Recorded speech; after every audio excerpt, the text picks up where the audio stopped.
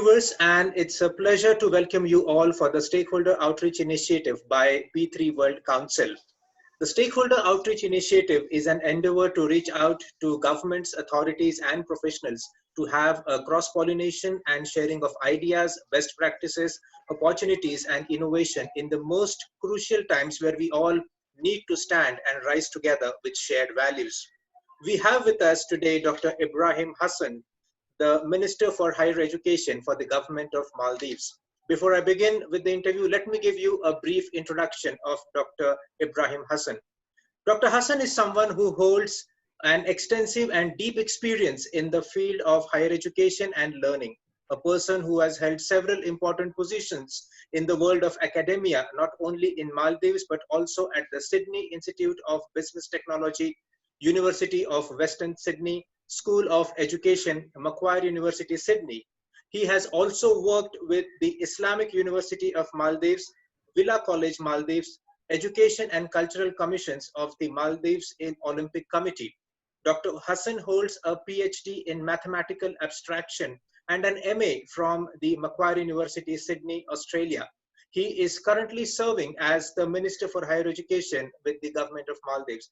Welcome, Dr. Hassan, for this time that you gave us for the interview and an interaction with P3 World Council. Thank you very much. It's a pleasure to be associated with the P3 Council through this interview. Thank you very much for this opportunity. Thank you, Dr. Hassan. Before I begin, I must ask you, I hope the situation is under safety and control with regards to Corona in your country. Yes, it is, but unfortunately, a second wave has hit the Maldives, and as expected. But I think at the end of the day, it very much depends on the responsibility of the individuals in how governments can manage this pandemic. We are grateful that the steps taken by the government has been productive, and we are confident that we can manage and control this pandemic sooner than later. Okay, that's good to know. That's good to know.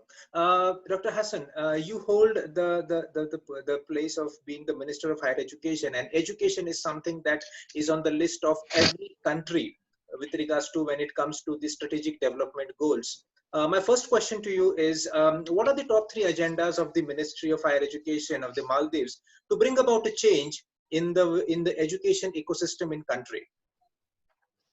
Thank you very much. I think that's a very crucial question. You may know that this government came with a manifesto promising the public of certain pledges, and we are very keen to deliver these pledges in a timely fashion. The government also informed the public of its ambitious agenda to deliver certain outcomes in the very first 100 days of this government, which I'm very pleased to tell you that we delivered in the higher education sector. If you look at the 3 top agendas for me for the higher education sector, the first would be the Higher Education Act. The Higher Education Bill was submitted to the Parliament by this government. We do not have a Higher Education Act at the moment. Once this bill is enacted, it will bring immense changes to the higher education, training and education and training landscape of the Maldives.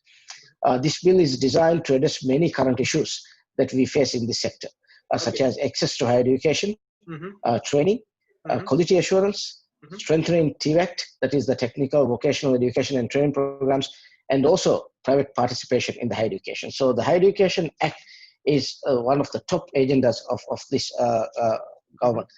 The second most important agenda, the way I see it, is increasing accessibility and strengthening quality assurance of higher education and training. Okay. Now, in order to achieve this objective, the government plans to expand, especially access to higher education and training. The government plans to expand services of the 2 public universities, the Maldives National University and the Islamic University of the Maldives, and also the Maldives Polytechnic, to selective islands in the outer region. Additional campus facilities will be built, and also the Maldives Polytechnic will be strengthening its activities and building more campuses in the outer regions to provide easier accessibility and develop the human resources needed for this country.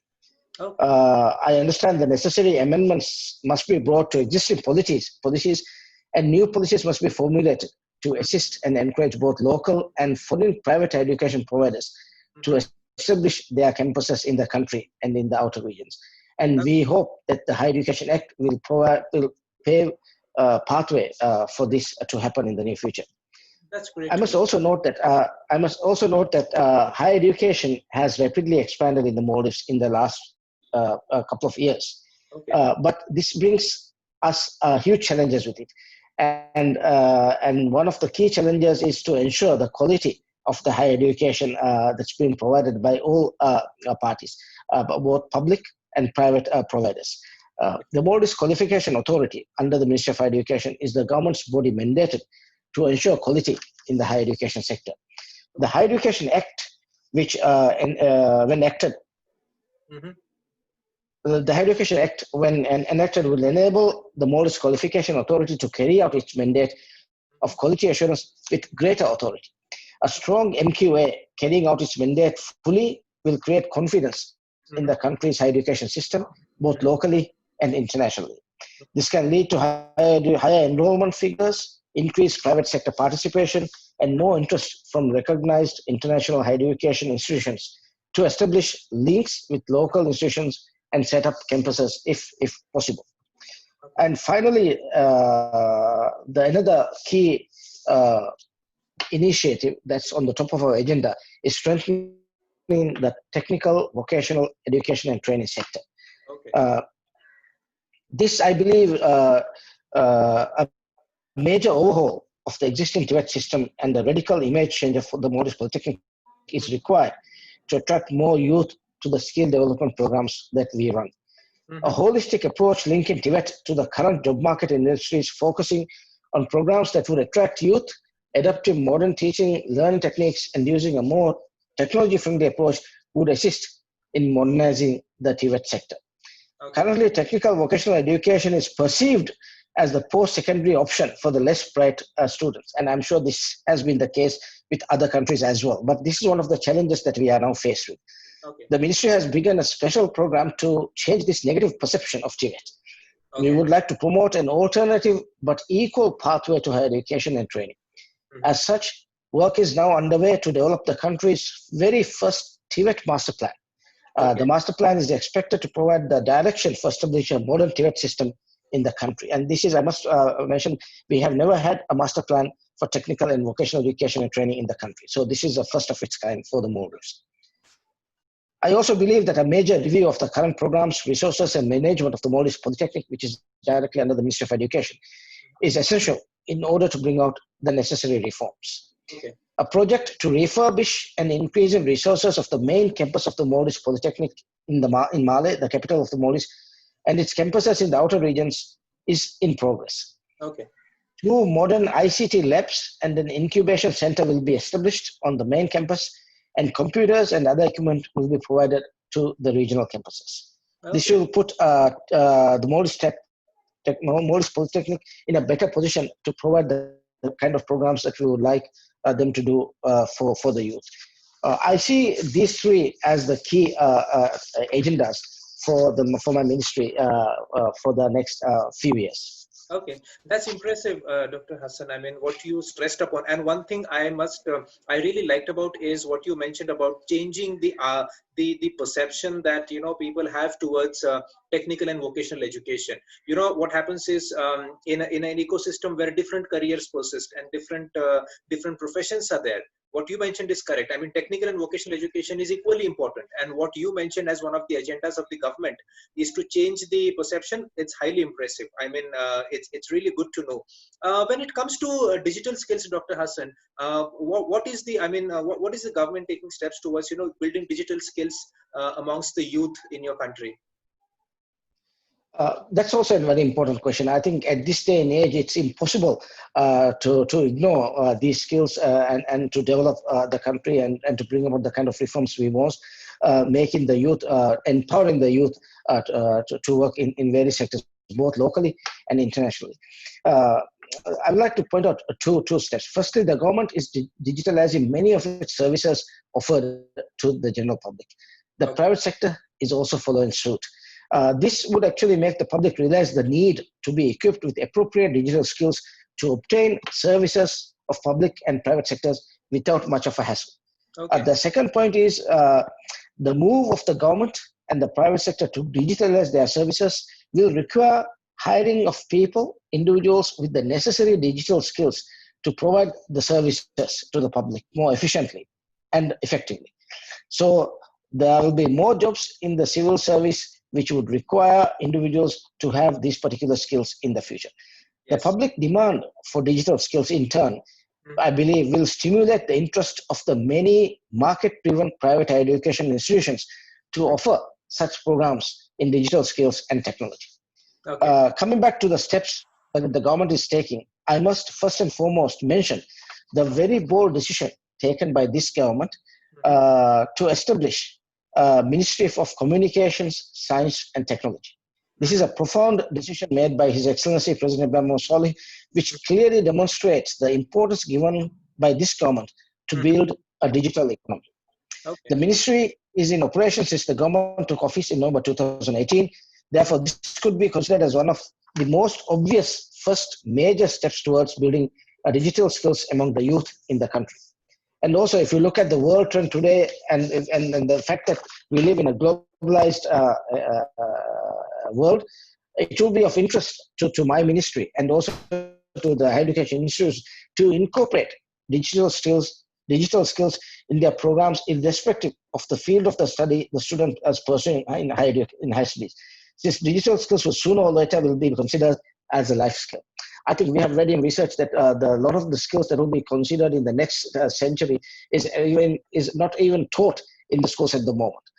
So this actually shows how much the world is changing. Yes. And how much technology, how much the importance of the role technology plays in the future. So I think what we have outlined just now clearly indicates the steps that we are taking to build up digital skills among the youth of the country. Okay. Another point that I would also like to highlight is the significant haste towards digitalization of public and private sectors due to the COVID pandemic. Yes. Many of the colleges, both in the Maldives and also in the region, have turned to online teaching modalities, given that we are in a situation where we cannot conduct classes in a face-to-face environment. Yes. And also on the same token, more businesses have started offering their services online, since those unskilled to go digital are doomed to fail. Okay. Okay. And we have noticed during the COVID pandemic that the businesses that are operating and that are surviving are those that who have opened up for new initiatives, new ventures, and a lot of that has to do with using digitalization of their services. So I think that's fundamental. If we think of the impact of this COVID to our livelihood and the way we do things, whether it is teaching, whether it is learning, or whether it's business. So that's, I think, another key important factor. Absolutely. What you mentioned, that's correct, Dr. Hassan, that yes, adoption of digital technologies, it's a transformative process, and definitely change when it comes, it does require some change, time basically for everyone to adopt to it. Having said that, apart from the example or what you gave about the challenge of digital adoption, what are some of the other challenges, broader level challenges that the government faces out there with regards to the entire strategic development goals that you look forward to achieve with your government?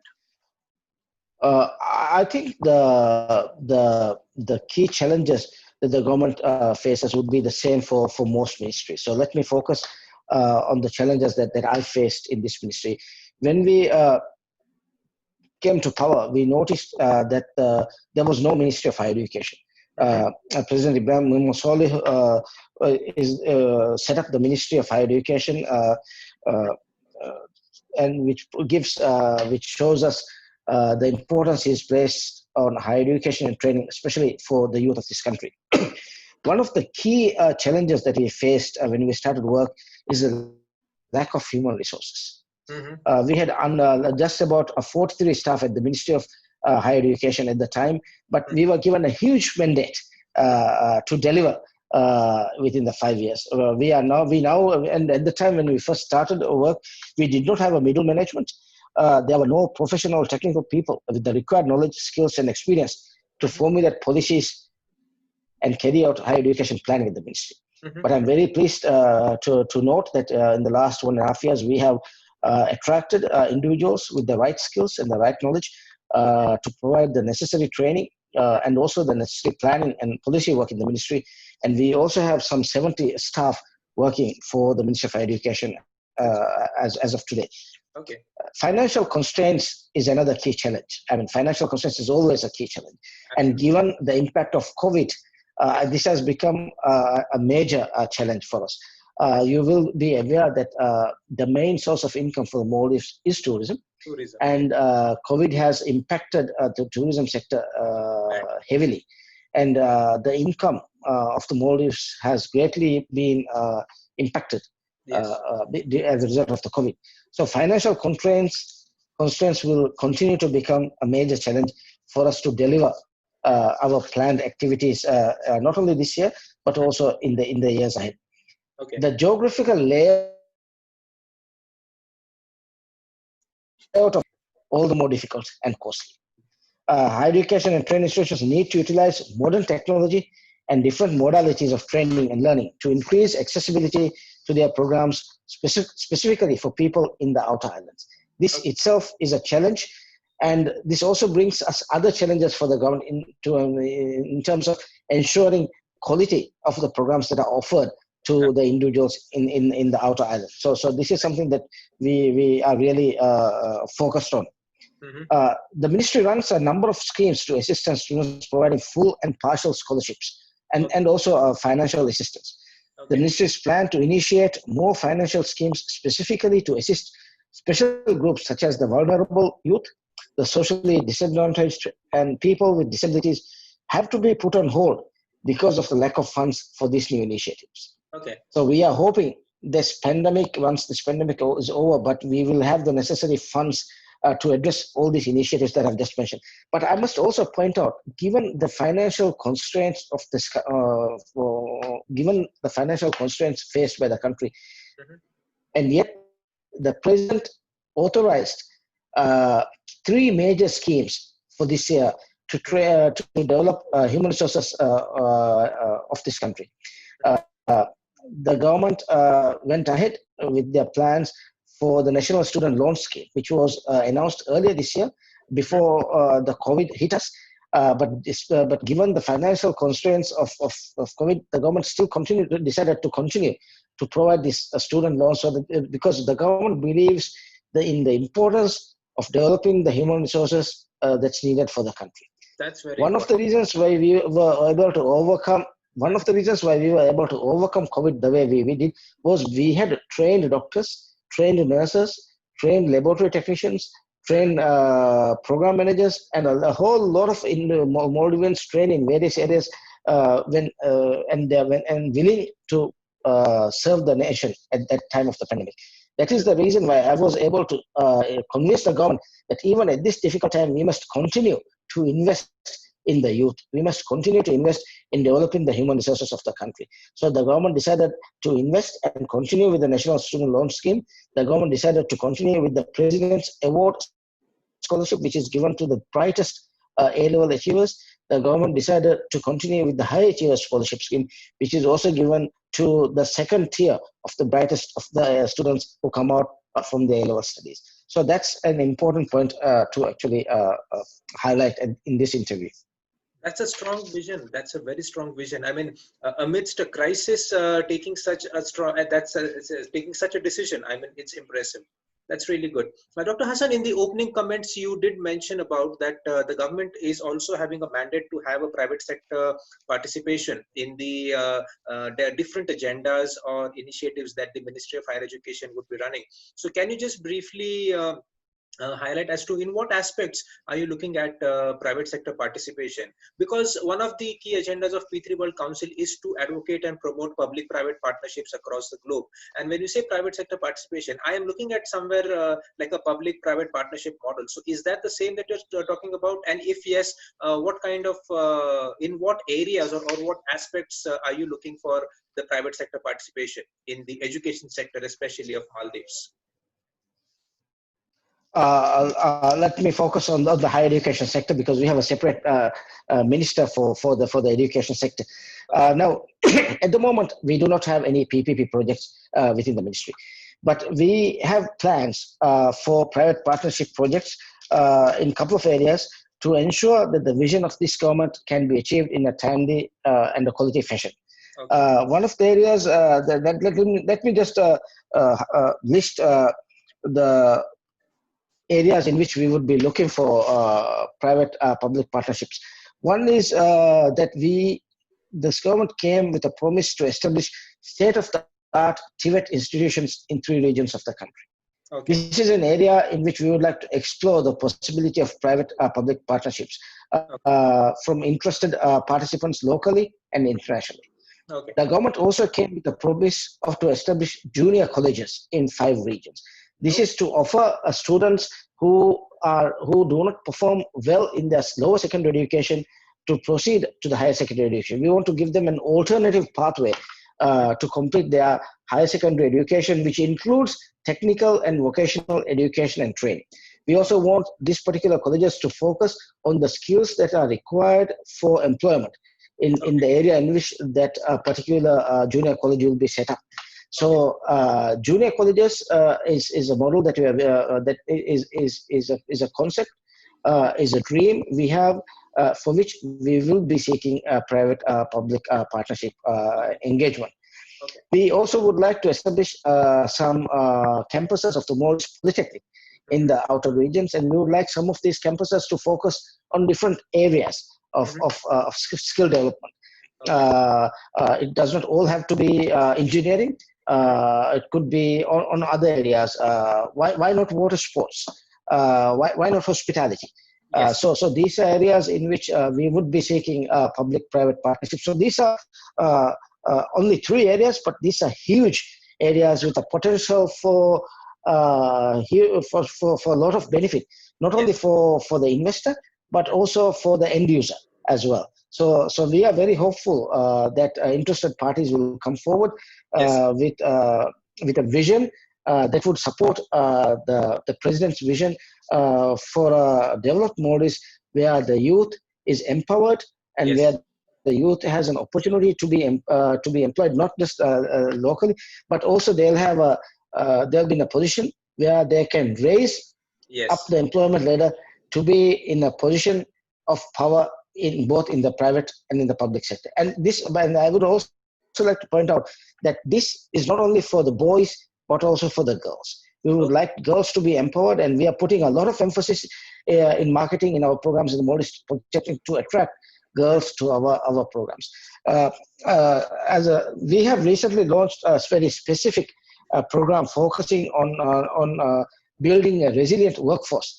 Because what COVID has taught us is a lot of the skilled employees in our tourism sector, a lot of semi-skilled employees, they have left the Maldives because given the pandemic, they would rather be with their families. So there's a huge vacuum in the tourism sector, which we are trying to address by this particular program, building a resilient workforce. And what we notice is when we advertised the program for the first 4 courses, out of the 80 participants, 50 plus were female participants. Okay. Probably because the focus was on hospitality, but we are confident that we can provide these course participants the necessary guidance so that they would find work in the tourism sector attractive enough to go and seek for jobs there and to actually work in the tourism sector in the coming years ahead. Okay, that's glad to know, Dr. Hassan. And especially when you're talking about Ministry of Higher Education in context to the local dynamics of Maldives, when tourism is the prime, the source of revenue for the country, and the way you have put out a vision, I'm sure there is a long way to go, and I'm sure the strategic development goals would definitely be achieved with the way what you are laying out the plan as. Thank you so much, Dr. Hassan, for sharing with us the strategic development goals, the vision, and the upcoming projects that you look forward to achieve in the near future. As P3 World Council, we are committed to support governments and nations, especially when they look forward to come up with PPP projects and getting in touch with the global stakeholders across the world. And with regards to the Maldivian government as well, we are committed to support you in any way possible and help you out in regards to any PPP projects that you look forward to take up. Thank you very much for the opportunity, and then we look forward to hearing more about your council and also favorable responses from your viewers Yes. in terms of especially the public-private partnership opportunities that I have Yes. listed just now. Absolutely, Dr. Hassan. And on behalf of my team at P3 World Council, I would like to thank you for sparing some time and sharing your views with us. Thank you so much. Thank you. Thank you, Dr. Hassan.